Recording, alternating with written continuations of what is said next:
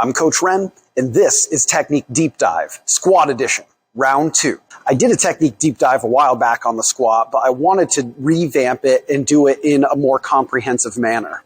This is going to include not only how to do the exercise and the common mistakes that come along with it, but different variations you can do if you can't do the traditional back squat. So we're going to be more specific in terms of the back squat. The squat is considered by many to be the king of all exercises because of the mass amount of muscles that it recruits and builds, as well as the range of motion it takes you through.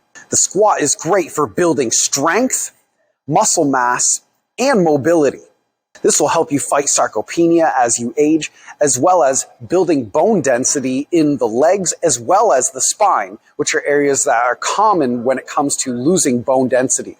Specifically with the back squat, you place the bar on your back and this loads the spine directly. Whereas with something like the deadlift or the bench press, it's a little more indirect. Although it can be beneficial, the squat is considered to be the best when it comes to building and maintaining a strong spine. Muscles that are worked during the squat include the quadriceps, the glutes, the hamstrings, muscles around the ankle, the core, the entire back. Virtually everything in your body is at play when you're trying to squat something heavy or even moderately heavy. To set up the squat, I'm going to place the bar on my upper back, on the muscle, the trapezius muscle to be specific. If the bar is pressing into my vertebrae, then it's definitely too high. The bar should feel somewhat comfortable on the muscle of your upper back. I'm going to grab the bar, equal distance from the center, using the lines and the rings as reference points. Some of you may have tighter shoulders and you'll need to grab the bar wider. And you can also take your thumb and put it on top of the bar on the same side as your fingers if you have especially tight shoulders. For others, you may find you can go more narrow, and this is really more of a comfort thing. But if you plan on doing any sort of powerlifting, bringing them in closer can give you more tension in your upper back. But that's a little beyond the scope of this video. The height of the bar should be around armpit or chest level. I take my grip, I duck underneath the bar. I should have to squat down a bit so that when I stand up, I don't have to come up to my tiptoes to bring it out. Just take 1 or 2 steps back to make sure you're clear of the hooks. Then set up your stance. If you enjoy this content, please hit that like button and share it with a friend who will benefit from it. For most people, a stance of about shoulder width apart should be good. Space your feet out to that point, and then we're going to point our toes out somewhere between 15 and 30 degrees. Don't rack your brain on this. So toes are pointing out, feet are shoulder width, and you may need to play around with this stance. You may need a touch wider stance. You might need your toes pointing forward a little more or out a little more. In some cases, you might need an uneven stance, one toe out a little more than the other. We'll get to that a little more later. You'll find your own stance as time goes. Experiment. Again, toes more forward. Most people will do better with toes pointing out, and this will really vary from person to person depending on your hip structure. Once you've unracked the bar and you've set up your stance, let's talk about execution now. When you squat, you're going to initiate it by bending your knees and hips at the same time, sitting back instead of thinking of coming straight down. In particular, when the bar is on your back, you're going to lean forward a bit when you do a squat. With other variations, your torso angle will vary. We'll talk about that later. I'm going to unlock my knees and hips simultaneously, sink down until I hit proper depth. I sit back, notice my torso angle is leaning forward, and once I get to the top, it straightens out again. My knees and hips straighten all the way before doing the next rep. As I come up, I'm going to drive my back into the bar to keep it from folding me in half. We'll talk a little more about this as a common error later. But for now, as you come up from the bottom, push back against the bar to exaggerate. You would push back like that against the bar, especially as it gets heavier. Now, what is proper depth? Some people say parallel, meaning your femur is parallel to the floor. Some people say just below parallel. Others say ass to grass or bottoming out completely, basically touching your hamstrings to your calves. I lie somewhere in the middle. I think people should at least get just below parallel in their squat. Now, depending on your mobility, you might be able to get lower, and that is great. I never recommend, however, that people completely bottom out, because when you get to the very bottom, as low as you can possibly go squatting, your muscles no longer have to work to keep you upright. You're hanging out on your ligaments and your joints. So go as low as you can while still feeling muscular tension. My general rule is just below parallel. That means the crease of your hip gets below the kneecap. So that could look like this. It could look even lower or just barely below. Some people that lack the hip or ankle mobility, or maybe you have some sort of knee injury that keeps you from doing that, go as low as you can without there being pain and try to work your way down over time. If you are having pain, then I highly recommend a good physical therapist. In terms of breathing with the squat, when you're lifting lighter and you're doing higher reps, say 8, 10 to 15 reps, you're going to want to try to hold your breath for at least part of the rep. So as you come down, you're holding your breath, and as you come up, you exhale. And then you kind of take a reset breath at the top. You don't want to try to hold your breath for 8+ reps. That's probably going to leave you really lightheaded, dizzy, and could be bad news for you later on. So breathe through the reps when it's lighter and your reps are moderate to high. Now, the rules change a little bit when you start doing heavy weights at lower repetitions. So 5 or 6 and lower, you're going to take a big breath. We're going to breathe in through our stomach, expand our rib cage, our stomach, our lower back, all out 360 degrees. I'm trying to expand everything. I'm breathing here through my diaphragm, not up in the chest with these shallow little breaths. Take that big breath. I hold it, brace my abs, and then I perform my squat. Once I get to the top, then I can exhale, because now I'm hanging out on my joints. My knees and hips are stacked. It's easier to stabilize myself. Then I take another big breath and go again. You never breathe unless you're at the very top of the repetition. Once this becomes second nature, you can do what are called reset breaths at the top, where instead of taking one big one all over again, you take a little breath to reset and then go again. In terms of bracing and keeping your body tight, because you want as much of your body tight as possible, you want to predominantly think about bracing your abs, squeezing your core musculature, not just your abs, but all of it, your entire torso, your legs, your back, everything should be tight. But in terms of the core, you want to squeeze as if somebody's about to punch you in the stomach and you're trying to clench and break their fist on your abs. It's a little funny, but that will help you stay tight throughout the duration of the movement.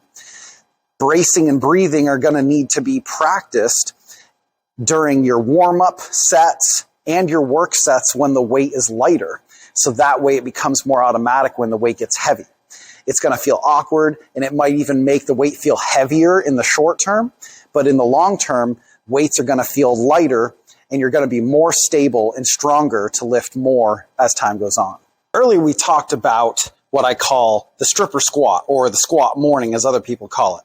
This is when you come down, and when you come up, your hips shoot up early, and you come up in this awkward position where your torso becomes parallel to the ground, and you have to use your lower back to finish the lift.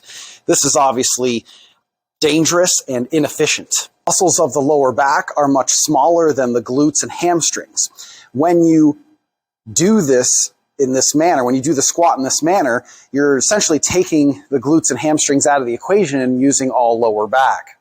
So you're not as strong, and these thinner, smaller muscles are going to be more prone to injury with the load that you're placing on them. The larger, more robust glutes, hamstrings, quads of the legs are much more equipped for heavy, heavy loads when you do something like a squat. As we discussed earlier, when you come up, keep that chest lifted and drive your back into the bar. So you're coming up, but you're also driving your back backwards against that bar to keep yourself from folding in half. Another way to think about this one is to make the bar stay over the middle of your foot. In other words, the side of the bar should travel in a straight line when you squat. So when you fold, the bar comes forward and then it has to arc back, which once again, now you're traveling a further distance. Make sure that bar stays over the middle of the foot and moves in a straight line. Another common issue you'll see is as people come up, you'll see what's called knee valgus or knock knee. This is where the knees come in together. And again, this is less efficient. We want to keep the knees tracking in the same direction as the toes. So as we discussed earlier, we like to point our toes out to help compensate for a lack of hip mobility or ankle mobility rather that a lot of people have. So the kneecap should point out in the same direction or at the same angle as those toes at all times. If you're having a lot of trouble with keeping your knees out, drop your weight down really low until you're able to manually keep your knees where they should be, and then gradually over time, build your weight back up. Another very common issue is a hip shift. So years ago, I had this myself where I would come down when the weight got heavy, I would shift and favor my right side, probably for a lack of strength on my left. So if you're having troubles with this, it can be much more subtle than that as well. But if you're having troubles with this, then there's a few things you can do. One, drop the weight down so it's lighter until you can keep your hips even and centered. And if you're really having a hard time, even if you get the weight as light as you can, then another trick that I learned is you can point your toes out further. So you're in this asymmetrical stance now, and that 9 times out of 10 eliminates the hip shift for people in my experience. As time goes on, try to bring that foot back in so that they're both symmetrical. You can also try shifting both toes out a little extra to stay symmetrical if that's something you're worried about. Next up is the butt wink. This is essentially a term for flexion of the lower back. For a lot of people, as they get down to parallel or below, their low back will round, making it look like, I don't know, your butt's winking at you. I don't know where the term exactly comes from, but you'll see this happen as you get below parallel. So somebody may look good until right before that point, and then you see this caving in, so to speak, of the lower back. Debate about where this actually comes from, and it can probably be from any number of places.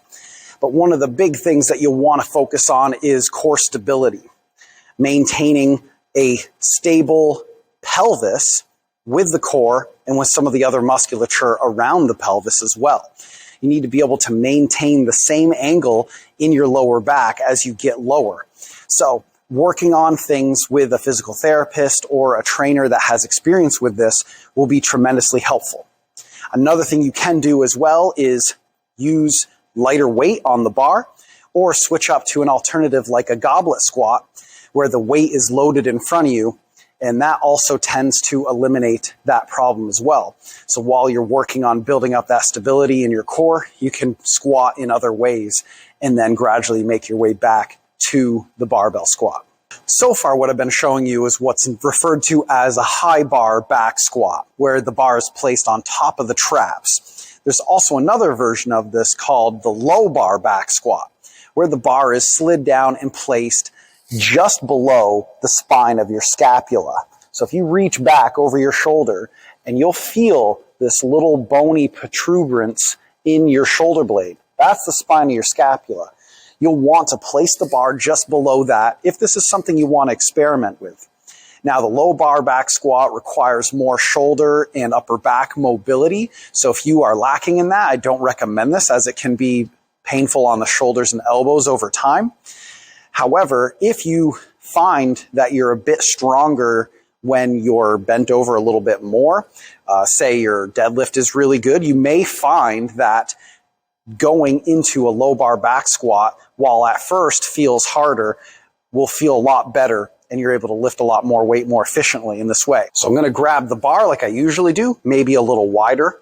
And instead of placing it on top of my traps, I'm going to slide it down so it's just below the spine of my shoulder blades or scapula. I'm going to lift it up, and right off, you're going to notice that I'm leaning forward more.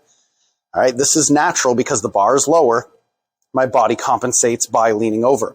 So when I go to squat, I'm going to be bent over a little more to once again keep that bar over the middle of my foot. I'll be using more of my hips, so my glutes and hamstrings here, and a little less of my quads, making me more efficient with the larger muscles of my legs. Front squat. This one can be really uncomfortable for people that are not used to it. I'm going to have my arms up, and the bar is going to rest right on the top of my shoulders or my deltoids. So by getting my arms up here, the bar will stay on my shoulders. If it's pressing against your throat ever so slightly, then it's in the right position. So again, this can be a bit uncomfortable for people depending on what you've done. Now, there's two different ways to hold the bar. The first way is a cross grip. I'm going to get under the bar, slide it up so that it is on my shoulder blades. I'm going to take one arm, I'm going to cross, grab it, and the other arm goes over, cross, grab the bar, and then I stand up, take my stance, and I'm ready to squat. The other way to hold it is what's called a catch grip. So this is what you'll see Olympic weightlifters do when they're doing a power clean. They're going to catch it on their shoulders and bring it up into a front squat position at the top of the clean. So I get myself under the bar, raise my shoulders and elbows up high, and I'm here ready to squat. Now notice with the front squat, my torso is going to be a lot more vertical, and my knees are going to shoot forward more. This places more stress on the quads, the abs in the front, and you'll hit your glutes rather as well. At no point should I lean forward. This is something you got to avoid, because then the bar will slide down my arms and could end up here. Okay? So you got to keep those elbows up as high as you can while you squat down. Another great alternative to the front squat or just squats in general is the goblet squat. These are highly accessible for beginners and people maybe lacking in some hip mobility. So with the bar on the back, it requires more of that. So just like the front squat, it's going to be held in the front of the body and your torso is going to be more upright. And this will actually allow you to get deeper if you do struggle with hip or ankle mobility. If you're somebody that's never squatted before and you need to start with some of the absolute basics, these next few will be for you. Body weight squats, aka air squats, literally done with body weight. Hands can go out in the front. This gives you a little bit of a counterbalance to get deeper. You can then progress to what's called a prisoner squat with the hands behind the head. If you have a hard time doing the squat by itself, you can do what's called a sit to stand. Start seated on a bench or some sort of plyometric box at the gym. Feet shoulder width apart, toes out, just like before. Stand up out of the chair or bench. Come back down as easy and gently as you can before returning back up. Then you can progress it to just touching and going instead of putting all your body weight on it, and gradually progress your way down to lower depths. If you really struggle with your lower body strength, and even lifting your body weight is too much, you can also do what's called an assisted squat. So for this, I use bands. You can use a band like this. This is a gray Cook tube. You can also use a band like this. These are often referred to as super bands or like a giant rubber band. You can tie this to a chin-up bar or support beam in your house, something of that nature. Tie it up above head level, and you're going to get the band under your armpits. From here, step back and get some tension on the band. Take your squat stance, and I want you to think about squatting as if this band isn't here at all. So sit back, Get your hips back and lean forward slightly. At no point should you be leaning it back against the band like so. Again, try to simulate squatting as if the band were not there at all. This will make it easier to squat and take some of your body weight away from the equation. Over time, use lighter bands and work your way up to some bodyweight squats or sit-to-stands. If you are someone that struggles with your squat depth, one of the most successful things I've done over the years is used a box to start people off. If you have a hard time getting below parallel or just squatting in general, finding a box that you can adjust is invaluable. So start with a box that's high enough for you to touch, but not have to fall down onto. Get back right against the box, so your calves should be in contact with it. Toes pointing out, same stance as usual. Now I'm gonna squat down until my butt touches the box, not my hamstrings. So if you have to scoot away from the box a little bit to make sure that happens, then do it. Again, touch, try not to bounce off the box, and try not to sit on the box either. After a week or two of trying that depth, try bringing the box down a notch and see if you can come down with control and once again, just touch the box. Over time, you can take the box away and not squat with anything at all. Programming of the squat ranges depending on what your goals are at that time. So in terms of sets and repetitions, you're going to be somewhere in the area of 2 to 5 sets and 1 to 15 reps. Now, again, this will depend on what your goals are. So say you're trying to build muscle or build muscular endurance, then you're going to be working in the higher rep ranges of 8 to 15 or maybe more repetitions at a time. When you're doing that sort of volume, 2 to 3 sets is plenty. 5 sets of that is going to be something that's more reserved for more advanced individuals, people that are maybe in powerlifting competitions, or somebody trying to bust through a plateau. Maybe if you are somebody that's more experienced and you're having a hard time getting your body to continue to make progress.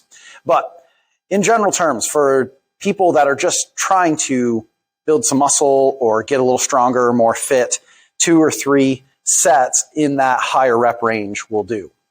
Now, if you're building strength, if you're trying to get as strong as you can, then 5 sets of 1 to 5 repetitions will be plenty because your weight now is heavier, so your repetitions have to go down. Your overall volume goes down a bit. So a classic example of a strength or even hypertrophy or muscle building is a 5 sets of 5 workout. So you do a set of 5, rack it, take 3 to 5 minutes rest, then do it again. And the idea is you're going as heavy as you can for those 5 reps, maybe leaving just 1 or 2 reps in the tank at the end of each set. Weight. Now, most people will base this off from their 1 repetition max. That is, how much weight can you do for just 1 rep? What's the absolute maximum weight you could possibly lift? Now, a lot of people may not know what that number is. There are ways you can calculate an estimate where that could be, and you can use that. You can find that anywhere on the internet. Just look up 1 rep max calculator, and it can do it based off from things like your 10 repetition max and so forth. But you want to be hanging out in between the 50 to 95% range. So if you're doing higher repetitions, say 10 to 15 reps, you're going to be down closer to that 40, 50% of your 1 rep max. Because of the amount of reps you're doing, there's no way you'll be able to do 80, 85, 90% of your 1 rep max doing 10 plus repetitions. So again, that'll be more for people trying to build muscle or muscular endurance. Now, if you're trying to build strength and you're doing, say, a 5 sets of 5 or 5 sets of 3 and going really heavy, then you're going to be up in that 80+% range where the weight is heavy and you're having to really work and your whole body is tight. You're taking big breaths and you're just giving it everything you have. And again, you're going to be in pretty high reps in reserve. Pretty low reps in reserve. So, you just 1 or 2 reps left in the tank at the end. If you have no idea what your 1 rep max is and you don't want to bother calculating any sort of guess, then what you can also do is what's called an RPE. So at the end of each set, you figure out how many more reps could I do? Could I do 5 more reps? 3 more reps? And you subtract that number from 10. So let's say you feel like you could have gotten 5 more reps. The weight felt pretty light.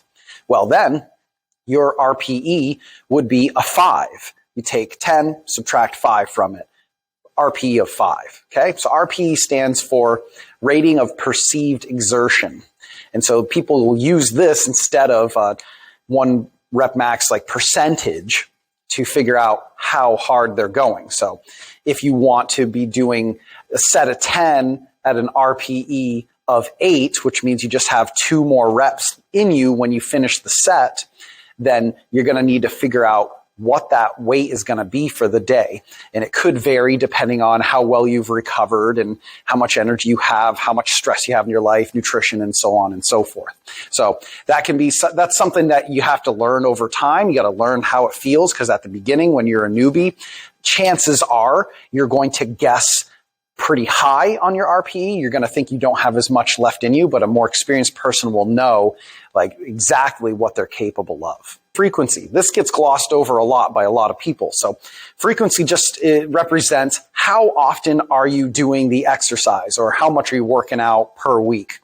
And so in this case, we're talking about what's the frequency of your squatting each week. Okay, so a lot of people can get plenty of benefits from just squatting 1 time a week. But some people like to do more. Some people respond pretty well to it, but your recovery has to be dialed in to squat 2, 3, or more times a week. So I highly recommend, if you're somebody that's new or even an intermediate, to stick with once a week, maybe twice a week. One day you do a harder squat workout and another day you do a lighter workout, just to get more touches, get more practice. So it's more of a technique-based day instead of I'm going to push. So you keep that RPE down at like a 5 or a 6 at the most. But if you vary things with your frequency, then you can do a lot. You can squat most days. So if I'm going to say squat 3 days a week, I can take maybe, like, let's say Monday. You work out Monday, Wednesday, Friday. Monday, I would do a high volume workout. So 3 sets of 10, or 3 sets of 12, something like that. Then Wednesday, I would do a light, easier day, 2 or 3 sets at a light weight for 10, or maybe just cut it down to 5 reps and get my practice in. And then Friday, I'd come in and do a heavy squat workout where I'm doing 5 sets of 5, sets of 3, and my weight is up higher. This way, you vary the stress on your body. You're not just doing like 3 sets of 10 every single time you come in and hit the squat. That gives your body a chance to recover. So you're only doing each threshold or each training style 1 time a week. Something like that can be useful for newbies, but I would, instead of trying to vary it up, I would just keep it really light and squat 2-3 times a week just to get comfortable with the technique. You can learn it a little faster that way. But again, I've had a lot of success training people, myself included, with just 1 time a week, sometimes twice a week. Finally, and probably the most important training variable, will be your rest periods. So in between sets, you're going to rest anywhere from 1 to 5 minutes. Now, 1 minute is pretty short, even if you're doing higher repetitions. So when you're doing 8, 10 or more repetitions, your rest periods should be a bit shorter. So 1 to 2 minutes, depending on what your RPE is or what the percentage of your 1RM is. The higher it is, the more rest you're going to need. So then when you get to a strength phase where you're doing 5 sets of 5, 5 sets of 3, 5 sets of 1, then your rest periods are going to be 3, 4, 5 minutes or more. Another rest period you should consider is in between your workouts.